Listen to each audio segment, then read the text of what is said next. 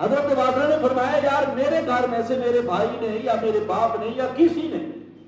آپ کے ساتھ جو سودا کیا ہے، اس اونٹنی میں ایک عیب ہے، اس نے عیب بتایا آپ کو؟ وہ کہنے لگا نہیں عیب تو نہیں بتایا، اور عیب نظر ہی نہیں آتا اس میں، آپ نے کیسے کہہ دیا عیب ہے؟ حضرت واصلہ نے فرمایا چل بھائی میرے ساتھ،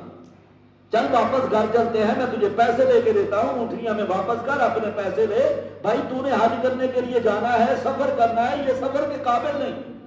اگر دودھ پینا ہوتا ہے دودھ اچھا دیتی ہے، گوشت کھانا ہوتا ہے ماشاءاللہ موٹی دادی ہے گوشت اچھا دے گی، تو آپ نے نہ دودھ پینا ہے نہ گوشت کھانا ہے، سفر کرنا ہے، سفر کے لیے یہ کمزور ہے، یہ چلنے کے قابل نہیں، زیادہ لمبا سفر نہیں کرتی، آپ نے مدینے سے مکہ کا سفر کرنا ہے، تو لہذا مجھے نہیں یقین میری اونٹنی ہے تو یہ اتنا لمبا سفر کرے گی، چل میرے ساتھ واپس، میں آپ کو پیسے لے کے دیتا ہوں۔ اب دونوں صحابی رسول ہیں، تو سامعین محترم چل پڑے،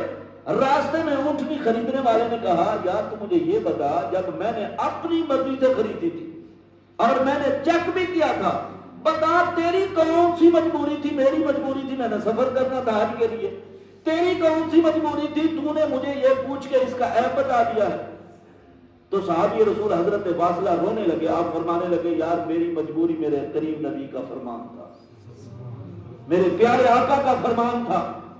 تو دوسرے صحابی کہنے لگے یار مجھے بھی بتا دے، میرے علم میں اضافہ ہو جائے گا، نبی پاک نے کیا فرمایا تھا؟ حضرت واصلہ فرماتے ہیں میرے کریم آقا علیہ الصلوۃ والسلام نے فرمایا تھا جب کوئی چیز بیچنے لگو اگر اس چیز میں عیب ہو تو عیب ضرور بتانا، اور صحابی پوچھنے لگے اگر کوئی بندہ عیب نہ بتائے تو حضرت واصلہ نے فرمایا میرے کریم آقا کی نبوت والی زبان سے الفاظ نکلے اگر کوئی بندہ اپنے جانور کا اپنی چیز کا عیب نہیں بتائے گا، گاہک کو ایسے ہی فروخت کر دے گا، میرے کریم آقا نے فرمایا اللہ کی بھی لعنت ہوگی، اللہ کے رسول کی بھی لعنت ہوگی، فرشتوں کی اس بندے پہ لعنت ہوگی۔ بھائی میری مجبوری تھی، میں پیسوں کے ذریعے لعنت نہیں خریدنا چاہتا تھا بلکہ کریم نبی کے فرمان پہ عمل کر کے جنت خریدنا چاہتا تھا۔